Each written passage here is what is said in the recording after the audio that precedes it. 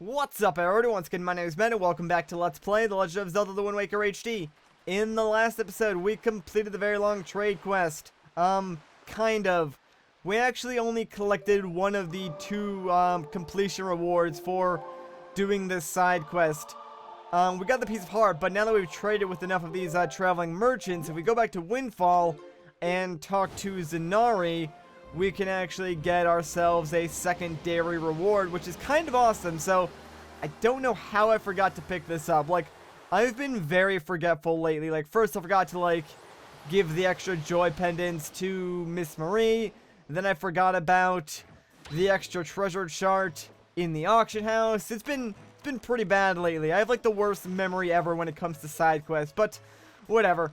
So we're going to fix this situation. There's really not much I want to do on Windfall besides collect this reward. So afterwards, I think we're actually going to go out on sea and collect the remaining treasure charts. We only have a few left, but check out Zenari's shop. It's a lot bigger than the last time we were here. So let's just bring him over here and talk to him. Yes, young master. Look, already my shop has a wide variety of products to choose from. It is a cornucopia. Thanks to you, young master, every morning the postman comes with packages from the traveling salesman you traded with. At last, my humble stall has the appearance of a full-fledged store. My dear, your unflagging dedication has strengthened my determination to live my life for the success of my business. Master, you are the savior of my stall. I must thank you from the very bottom of my heart. This is my most prized possession. Next to my hoodie coat, of course, it is none other than the Zenari family treasure. Please accept it. Aw man, it better be something good. It's the magic armor. So this uses rupees, but it creates a magical barrier around us that protects us from like enemy damage or any damage in general. This is the only heirloom I brought with me when I moved here from my hometown. Well, excluding the lovely sail you purchased from me earlier, of course. It's a magical heirloom, one that calls up a mysterious power to protect your body from harm. Of course, you can use it even when you are sailing the open seas. My dear, please, use this to protect yourself as you seek out more merchants. I beg of you. And please, be on the constant lookout for new and exciting products. Not that I have anything left to reward you with if you find any. Yeah, well, we're definitely not going to do that then. Since you're out of stuff to give us, we're not giving anything back to you, that's for dang sure. Alright, like I said, since we've got nothing else to do on Windfall right now, we're gonna get out of here. We're actually gonna head towards Paw Print Island because there's a treasure chart there that we couldn't collect until after we'd gotten the hookshot. So, now that we got that, let's go and pick that bad boy up. These are actually new treasure charts too. They added like a few more into Wind Waker HD, but I'll explain more about that later. For now, to Paw Print Island. Alright, so here we are on Paw Print Island. What you want to do is... Actually, you know what? I need to be a little bit closer. You want to hookshot yourself onto that tree. And yes, you can hookshot yourself from the boat, which is kind of cool. But, freaking ocean. Alright, there we go. That should work. Had to wait for, like, the ocean to bob me down. Anyways, inside this hole, we have one of those, like, one-room enemy gauntlets. And this is not going to be fun, guys. You know why? Because it's all about whiz robes. And these aren't, like, the normal two-hit whiz robes that we've seen before. These are the four-hit ones that were in the Wind Temple that constantly spawn enemies, so yeah, it's not gonna be fun. And like, this area gets progressively harder too because it's not just one whiz robe at a time, it's like two and then three at a time. So yeah, this area gets like really messy really quickly. I'm not looking forward to it at all. But I guess I could talk about all the new treasure charts that they added into Wind Waker HD. They added a total of 5 new treasure charts, which honestly, I'm not sure why they added the treasure charts, considering this game actually takes less rupees than the GameCube version, yet they added more treasure charts and actually changed some of the rewards from previous treasure charts to be, like, worth more. So, I don't know what the thinking behind that was, but it is kind of cool. So, we do have some new treasure charts to collect, things that you wouldn't normally have to do in the GameCube version. Pretty much all the treasure charts, excluding one I think that we're going to collect in this episode, are brand new treasure charts. So for the most part, we've already collected all of the GameCube treasure charts. However, the Wii U Wind Waker HD treasure charts, we have yet to collect, which is kind of funny in a way. I didn't even plan it, it just sort of like happened like that. But whatever, we'll deal with it and we'll roll with it. And if I can kill this last freaking shoe, we can start the last wave of these whiz robes. Alright, finally. Now, if you're quick enough here, you might actually be able to get all these whiz robes. That's not gonna work. But yeah, like, theoretically, if you're fast enough, you can shoot all 3 of those whiz robes in a row and get them in sort of a loop before they start spawning enemies, but I've never actually been able to do it. I've just had, like, the theory that you could do it, but, you know, I'm terrible at this game, so I haven't been able to pull it off and actually put my theory to the test. Alright, you know what, I'm just gonna try and avoid all the other enemies on the ground, just take out the whiz robes. Like, that's basically your tactic once they start spawning more than one whiz robe in this area, because if you destroy the enemies on the ground, the whiz robes are just gonna spawn more, so it's not even worth your time until they're all gone. The freaking morphs, though, are like the most annoying thing, because they'll just hop on you randomly since you can't really see them in first person, and they'll just slow you down, and it'll be like you're wearing your iron boots even though you're just walking around normally. That's happened to me before. How many more hits do these guys have? My gosh, they're so annoying. Just get out of here. Holy crap. Like I said, this area does get like really, really messy, so I'm just trying to like get out of my way, dodge through enemies, and kill these whiz robes. And no one's dead yet, really? I think maybe I killed off one of the whiz robes. These other 2 guys are being like colossal jerks to me though. Oh my gosh, it would help if I could actually hit them. Seriously, I missed him twice in a row. Like, I hit to his left and to his right. Like, not even in the middle. Maybe it's not even their fault that I'm so bad at this area. Maybe it's just like mine because I'm so bad at aiming. There we go. That's one of them. And I think, yeah, there we go. That's both of them. I heard the gyroscope aiming for the Wii U gamepad actually wasn't that bad. So I'd consider trying that out if I wasn't using the Pro controller. The reason why I'm using the Pro controller is because when I pause, I want to make sure you guys can see, you know, what item I'm choosing or where I'm looking at on the map and stuff like that. So it's kind of important for a Let's Play that I use the Pro controller, since you wouldn't be able to see the gamepad screen if I was doing just that. And these morphs need to die now. Like, this is kind of random because morphs don't always die when you do a spin attack, so this is like the worst enemy to get to kill right towards the end. Alright, I think we got him that time. Yeah, there they go. So long, morphs. It's nothing personal. I just really wanted this treasure chart. That took like a lot longer than I expected too, although it was partially my own fault for not being able to aim for crap, but whatever. Let's just get ourselves a brand new treasure chart. Sweet. Well, at least we don't have to come back here. Well, actually, no, we do have to come back here to Paw Print Island a little bit later on, because there will be something that we want to collect from a treasure chart. Speaking of which, ironically enough, one of the treasure charts requires us to buy it, and since I don't have that many rupees, I'm actually going to be using treasure charts to buy a treasure chart. And the first one that I want to pick up is that Dragon Roost, so I'll see you guys over there.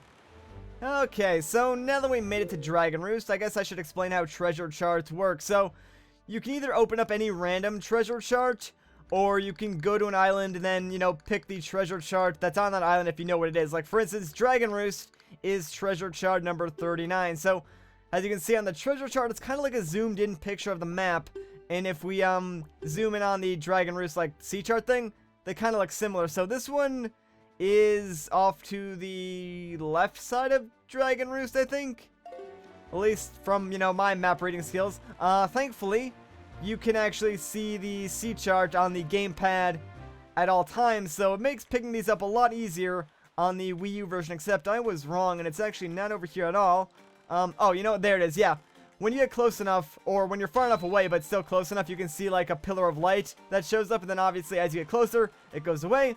That's when you want to look on the gamepad, and when you're right above the yellow X, you want to go and pull out your sea crane. We should be like on top of it now.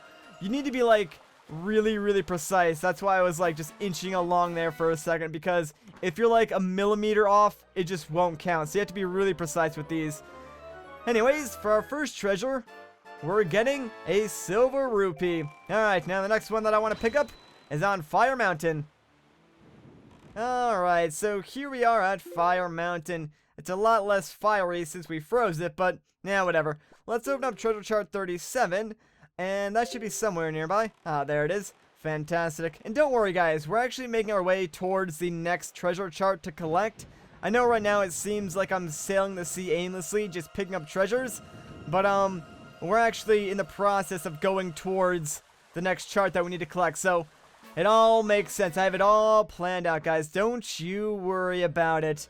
Anyways, inside this treasure chest, we have another silver rupee. And now, we're going to make our way towards the Star Belt Archipelago. I'll see you guys there.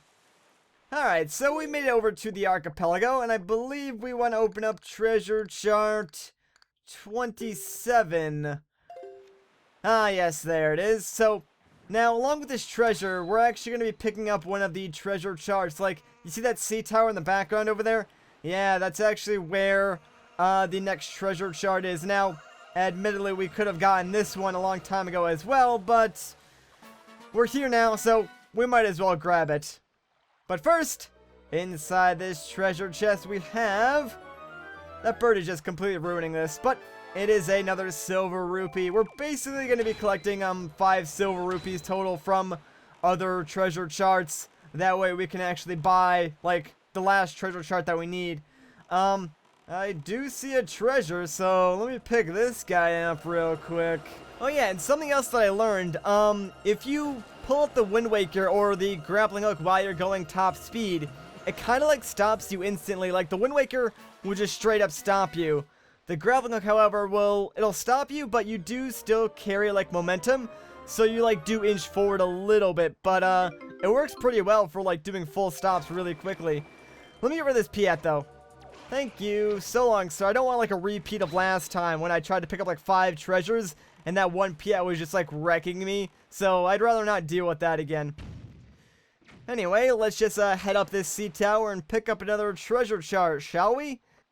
This is actually one of the new treasure charts that they added, and as such you can kind of tell because it's just like kind of there.